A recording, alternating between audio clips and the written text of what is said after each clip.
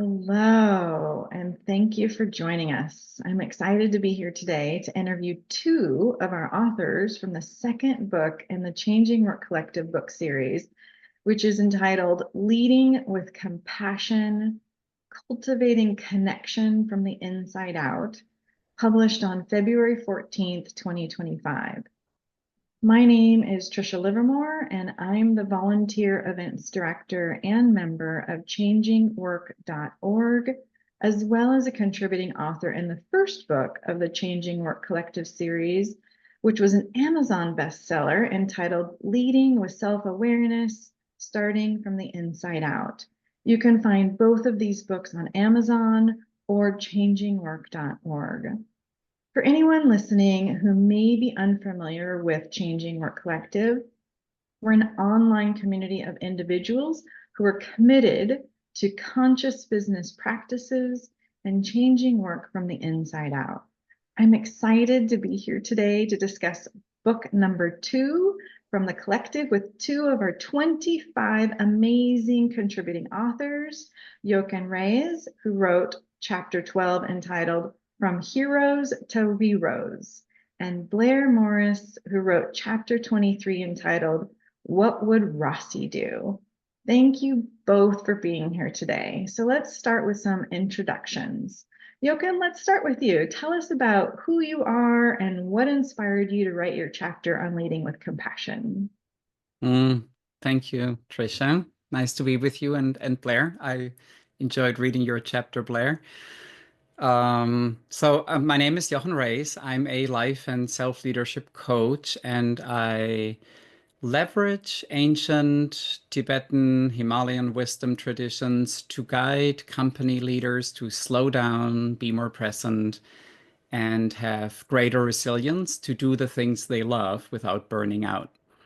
It's something I'm personally very passionate about. I've been on this journey myself for over 20 years.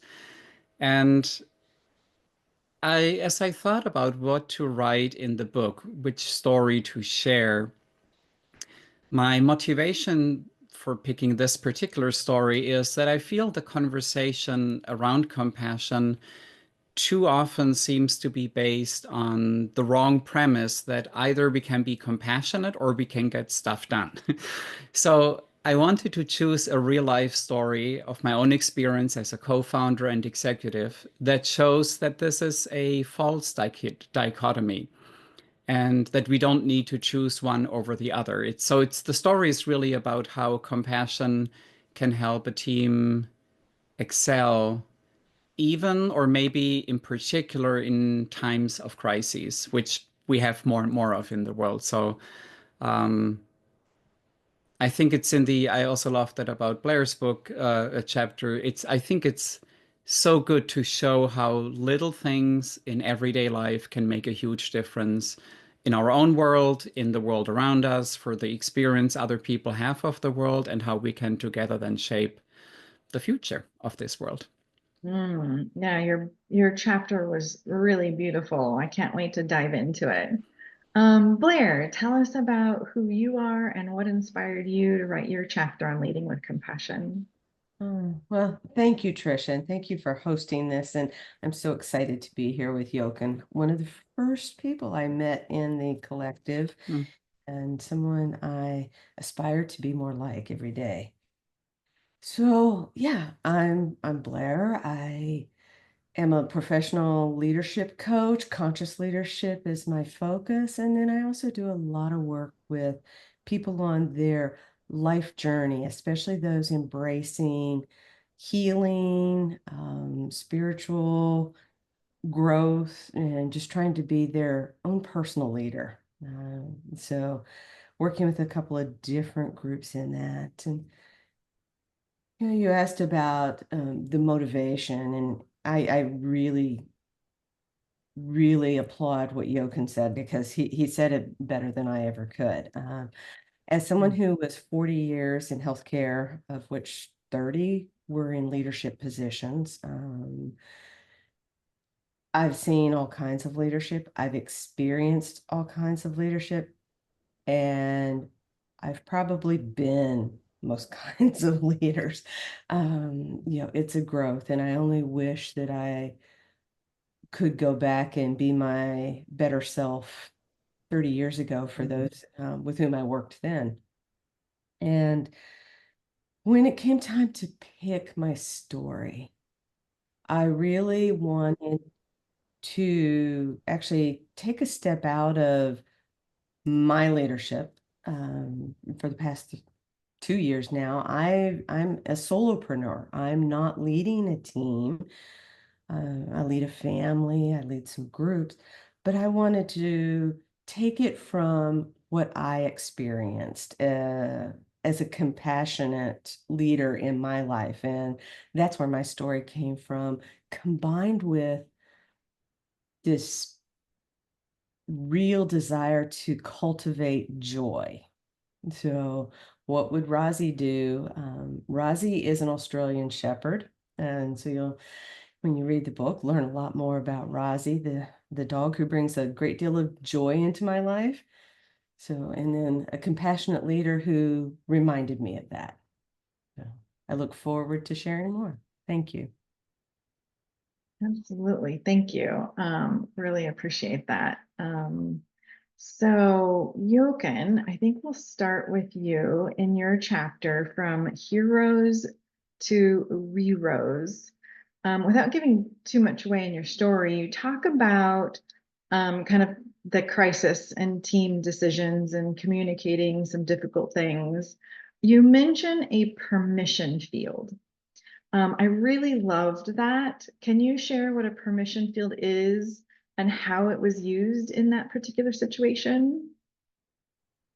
Yes, let me see. So the circumstance, uh, roughly just we just had taken over this retreat center and in just getting started with it, getting great momentum, and then our main donor or funder and also the operating director of it decided to move on at a time when we were just totally basically relying on him. I was part of that leadership team, but a lot of the just financial stuff and the operations had been done by him. So we were in this position where it was completely surprising to all of us. And so we basically had a good month to both find the money, turn out like who will do what, how can we do this, and so in this time, which for me was a complete shock, up until then, this was a relatively new organization, a global movement that is spreading this ancient Tibetan wisdom in a contemporary form, and everything had been going great. I was just at the beaches of Goa giving teachings under palm trees. I come to the center, bitter cold Sweden, gray, damp, and I hear these news. And it's just like the sceneries couldn't have been more distinct. And the permission field really is, and maybe we can get a bit more into this, but the permission field meant, first of all, I had to give that to myself to feel everything that comes up for me. I'm I wasn't raised that way. I was raised to plow through stuff and that, you probably have emotions, but they're not really like important and at best ignore them, but never like act on them or like base your decisions on them. So, and I had been pretty good at that.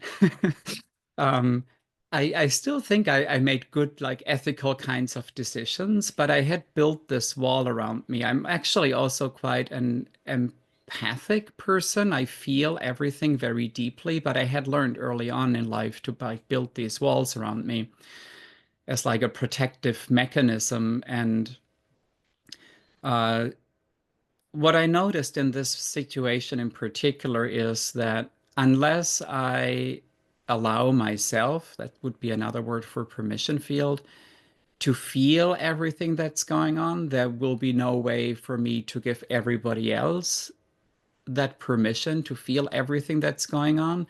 And we'll just be completely frozen as a team. And, everybody will just be in a daze of shock and maybe plowing through. But is that really the purpose of a retreat center, to like plow through in a time, in a time like this? So it was a great opportunity to put some of the practices I had actually even been teaching already, but to find more nuance of this and to apply it in a time when all my old patterns would kick in, like, pull yourself together. You've got this. Like, don't talk about your fears. Don't talk about the weakness. Like, just so show strength, like big manly leadership. And to realize that sometimes the opposite of that can be an even greater demonstration of strength, and also then help everybody else find a deeper level of resilience that otherwise would just require so much energy at best to kind of master, rather than discovering that innate resilience. Yeah, that's really beautiful. Being able to give permission to not only ourselves, but to others, really helps to create that resilience. That's really beautiful. Um, this also ties in something you said. I thought it was a very powerful statement that you made in your chapter, that you did not have any role models for the power of vulnerability. So like historically, like you just mentioned, in our society, the strong people don't share their feelings, they have a wall up. We probably didn't, most of us probably didn't have a lot of those role models who showed vulnerability. So, I've interacted with you for about a year now, and I can say without a doubt, you have definitely become that role model of being vulnerable and really being heart forward and heart centered. And it has meant a lot to me to interact with you, and it feels really wonderful. What made you decide to become that role model, and how did it impact your interactions with people? Wow. I never meant to be a role model. That's not why I did this. But thank you so much. And, this is very mutual. I think we had a wonderful connection, at least in my experience as well. Sounds like it's the same for you. So here we are. Thank you. Um,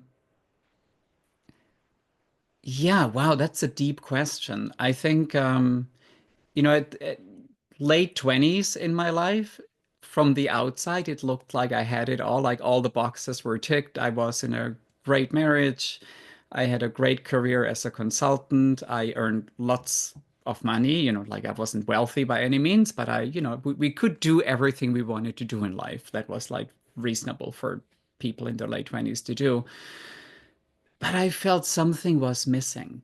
And, I was working with cultural change projects, with leadership development and coaching. So it wasn't that I was doing like superficial things, but I couldn't quite get to that transformation that I was looking for.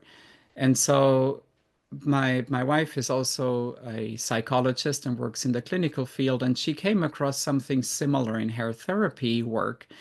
And so we decided to basically go on a sabbatical, an open-ended sabbatical, got into a van that we built into a camper van and drove to India. And I always say we never got back. I haven't lived in Germany since. So that was 20 something years ago.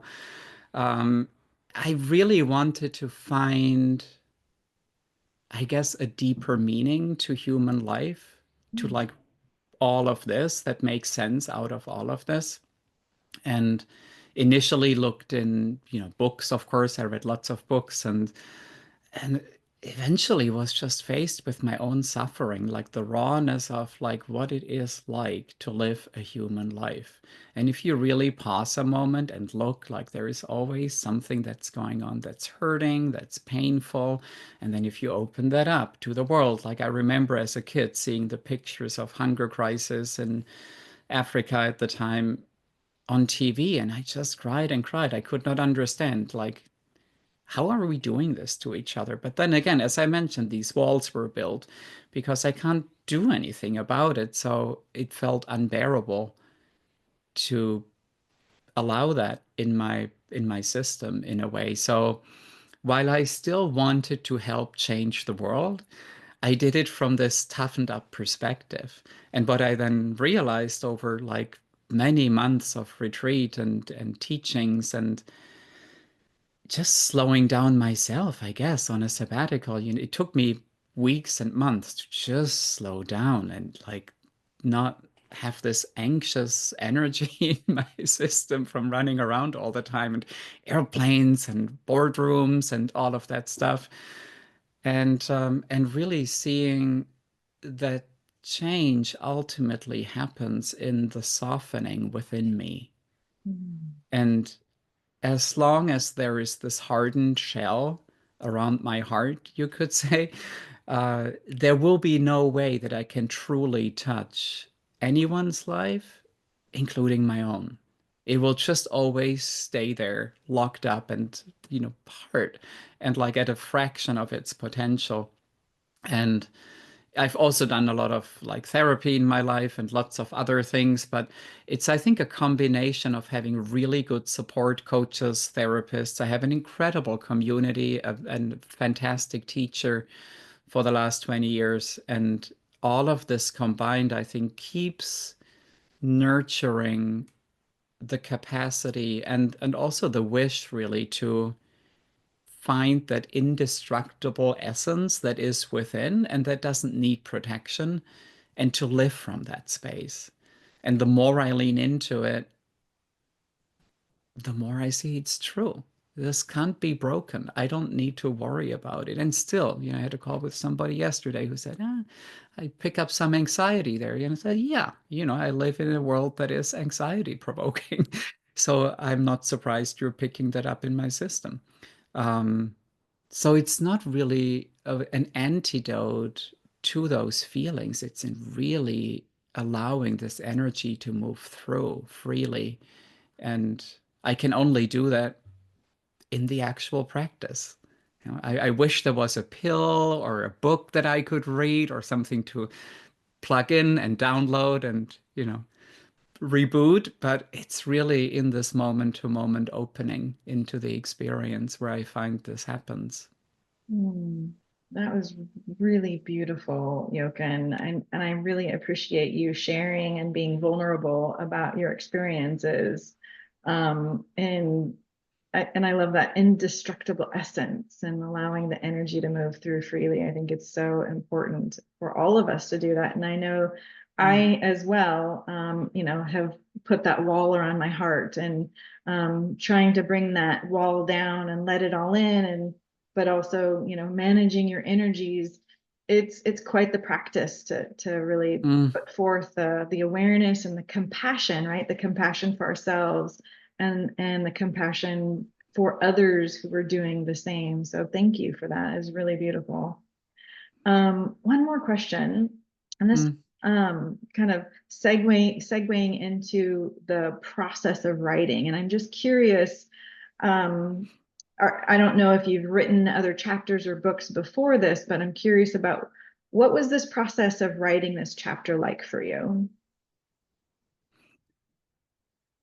Yeah, I have written one book chapter before. I have a book that I was invited to write, and that's always on my list. The notes keep getting longer, and I'm always afraid to even like write the first line kind of thing. So writing the first chapter earlier in the year was helpful. It was a little more um, teaching oriented.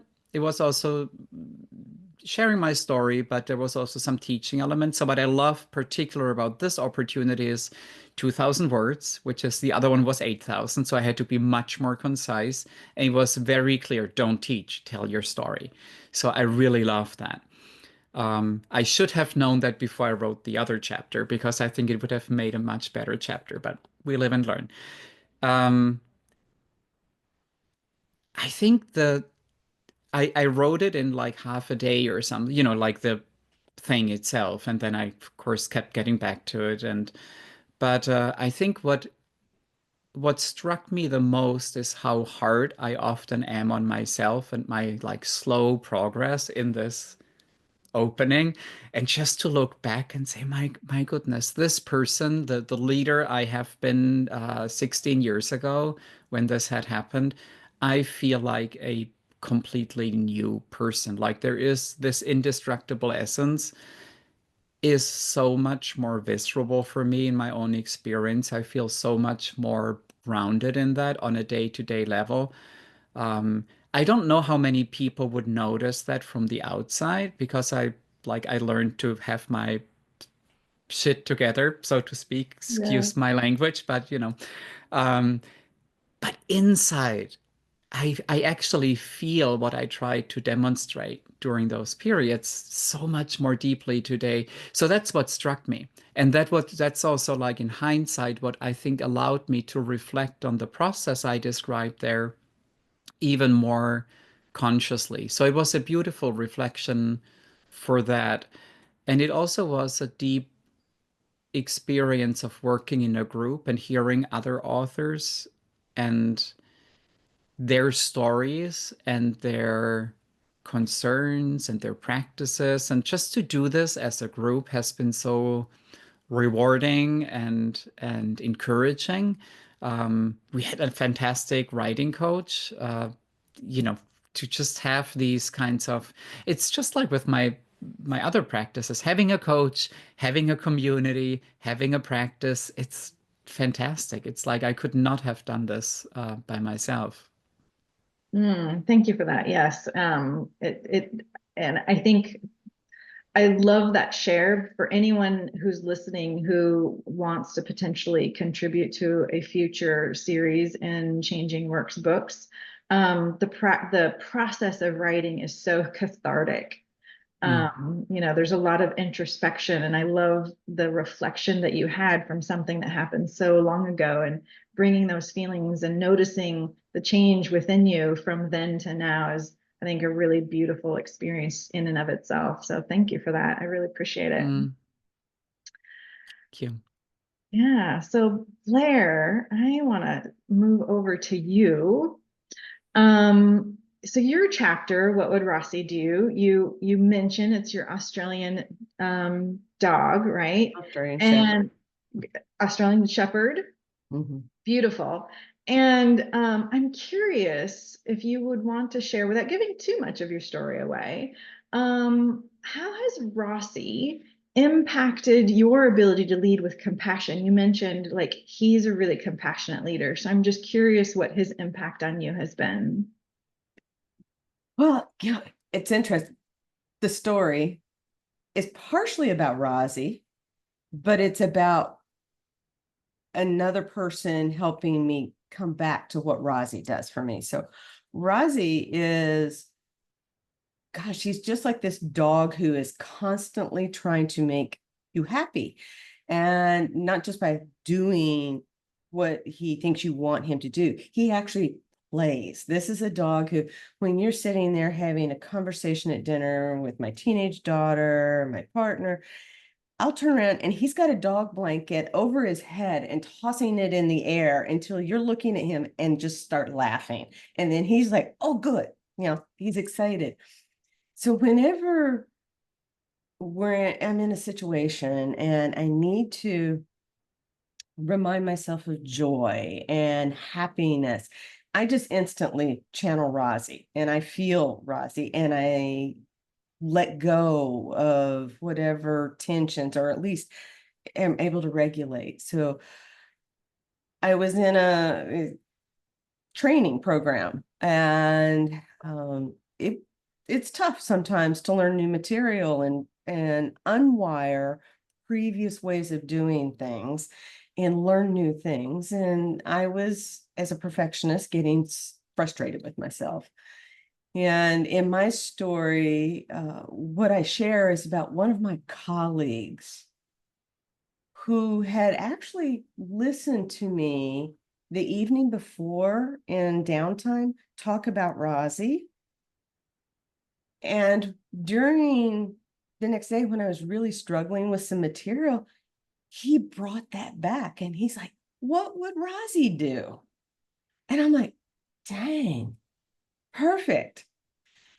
You really do need to read the story to find out what would Rozzy do and what my colleague did next, because you can imagine whatever Rozzy would do might be a little difficult for me to do as a perfectionist, a recovering perfectionist, and as someone who really has a lot of imposter syndrome and stuff. So I had to channel Rozzy, but I didn't have to do it alone.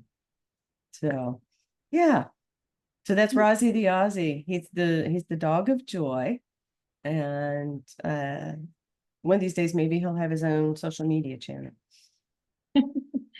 Well, I have to say, your chapter brought me to tears. I got the Kleenex out, and because I could completely and absolutely relate. And again, if you're listening to this, please go pick up this book and read this chapter. And Blair shares so much about her own vulnerability in front of other people and how difficult that can be. As a recovering perfectionist myself, I can completely relate how difficult it is to really be vulnerable and open in front of others. And I really love how Rossi helped inspire your partner to get you to that place, which was really, really beautiful. You also mention role modeling in your chapter, which I love the connection between your two chapters around role modeling. You state, organizations are enhanced by leaders who can embody and role model the gift of being truly present with others. Can you explain, like, what do you mean by the gift of being truly present and the impact that's had on your own leadership? Presence is something that once you experience someone truly being there completely to hear you, to understand you, once you've experienced that, it really becomes clear how rare it is in our society, and even more rare in our workplaces, unfortunately. We've all been in meetings and conversations where we're listening. We may not be hearing what they're really saying. We're not there. We're thinking. We're responding. Oh, wait a minute. They didn't get that right. Or I need to respond to that. Or I just have to wait for them to take a breath so I can jump in. That's not presence. And leaders have so much going on in their heads, so many meetings they're going to, not enough hours in the workday. It's really, really rare to find someone who can put all of that aside and actually listen. However, when you meet someone that does and you're working with them, you actually start to realize they're more productive because they don't have to ask so many questions because they actually were listening. They don't have to make mistakes because they missed half the conversation. So role modeling, and just as Jochen was talking about, he role modeled vulnerability. He role models vulnerability and authenticity all the time. And when you are working with someone who does that, you start to let down that wall that we've been talking about. You start to let go, wait a minute, I can push that a little further out and maybe I can take some risks here, because that vulnerability out of self-compassion that person's developed automatically leads to compassion for others. So yeah, that's really what I would love to see leaders working on. Yes, I completely agree with you. And it does make a big difference when you're really truly present and listening, and not multitasking, trying to think about a million other things, and the impact that really does have is leading with compassion. It's such a beautiful way.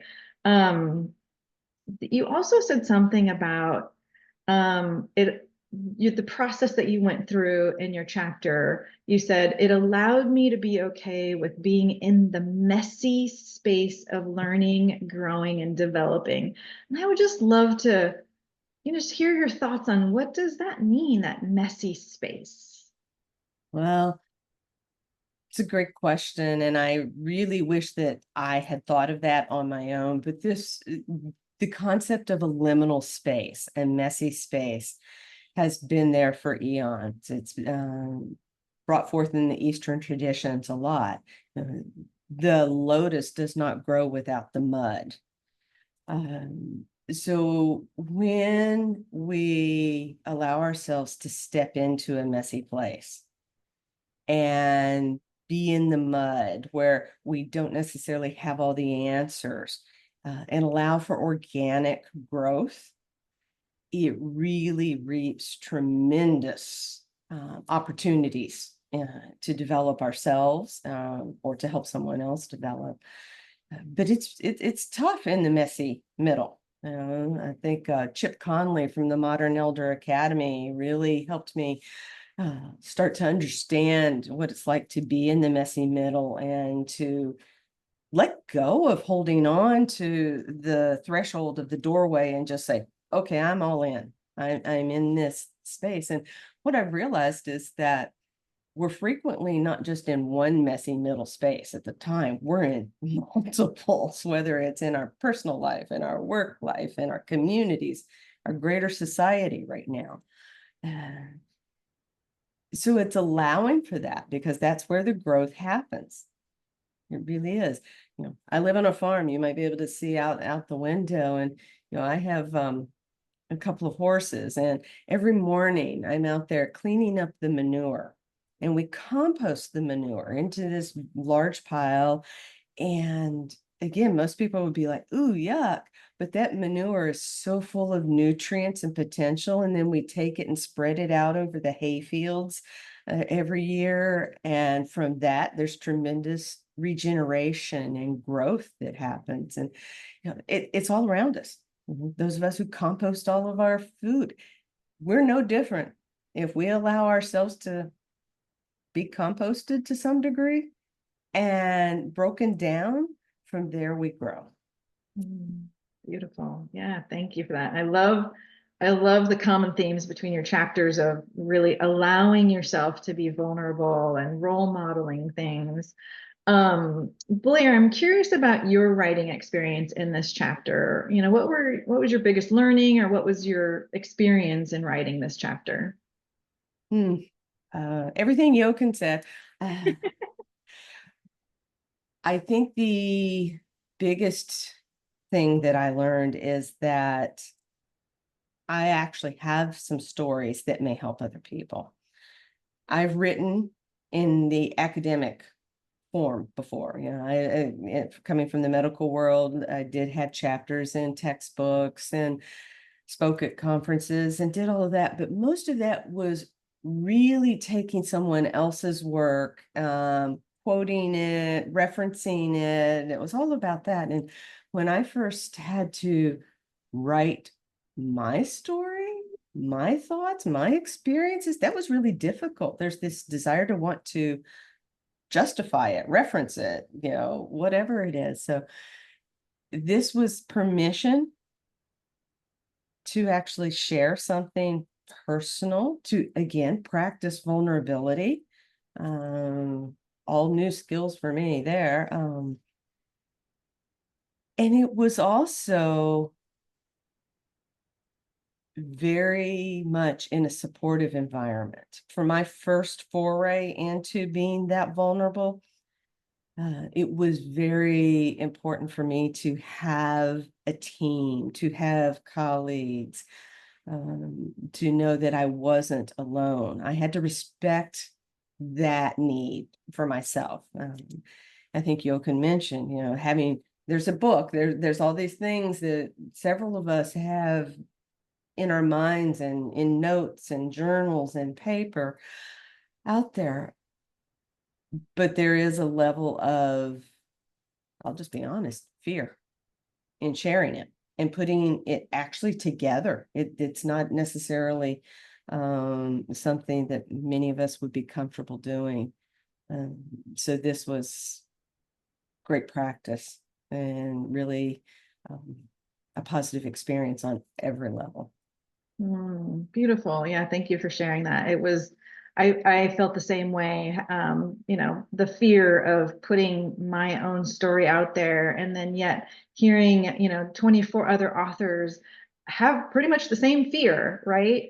and being coached by just some really amazing people as part of this process was really super helpful, and having the community of other authors. So thank you for sharing that. So before we wrap up, what I'd love to do is just, if you have something that you want to share about the other person's book. Blair, I don't know if you have anything you wanted to share about what you heard from Jochen. If we want to start there, and then Jochen, I'd love to hear if there's anything that you are coming away with from what Blair said. Thank you for that opportunity, Tricia. And yes, what came forward for me from your story, Jochen, and we've talked about it already, but it's so important to really bring forth again and to repeat again, is the allowing the full range of emotions. And as a leader, that you gave yourself that permission, and you gave others that permission and held space for them and tended. You actually invited, I think you used the term, inviting them into that space, giving them that permission. And it's just so important and such an incredible example. And I really wish I had your level of leadership 16 years ago to be able to do so skillfully. And it was definitely an act of compassion, self-compassion, and compassion for the rest of the organization. Not just let's buckle up and plow through. As you mentioned, we've all been trained to do that so long. Yeah, thank you. Thank you. Yeah, it's, as I mentioned before, without the support of the team, the practice, the teachings that I had received, I would have buckled up and plowed through, So I just feel fortunate for all the experience that I've had of leaders and teachers who demonstrated these abilities. I actually learned the best by absorbing or assimilating, you could say, energy from those around me. And that is definitely something, especially in this topic of vulnerability, because I didn't have a lot of that in my life as I grew up. Being around people and other practitioners and, like-hearted, like-spirited people, like-minded as well, but it's the other aspects that are more encouraging there for me. I think first of all, Rossi is such a cool name. I now see, as I see your name there, it has almost all the letters of your last name. I don't know if that's intentional, but Yeah. but it reminded me of an Italian motorcycle race driver, rider who I admired a lot, and it reminded me of Italy. So I could feel the joy that your four-legged friend has. So that was one thing that I just could immediately connect with, the unbridled joy and expression. And then also the leader you describe, or your fellow retreatant, or who had in this circumstance the role of a leader. I think what struck me the most was how instinctive his action was, like how in the moment, and it didn't come from analyzing or from doing a SWOT analysis of like, I wonder what. It was just so aligned because he was, to use the word you used before, so present for you before. And it it really encouraged me. I have a strong mind as well, and it can be a helpful tool, but sometimes it likes to take over. And so, in these kinds of circumstances, that's what it still wants to do, because it had this free reign for a lot of my life. So it really encouraged me to listen. We say this maybe too often, but to really listen to my heart in situations like this even more closely and deeply because so much wisdom came from there in this particular situation, and the way that you picked it up and the impact it had. Such a simple question that he asked, such a simple act in that moment, but for you, so memorable because it had this impact. So again, it like had this aha moment for me yet again. But wow, we go through life and have so many opportunities to bring benefit to everybody around us. So beautiful and very, very inspiring. Thank you. And Rozzy is named after Rossignol skis because we're skiers. So we name our dogs after different skis that we happen to be using. Oh, fun. That's awesome.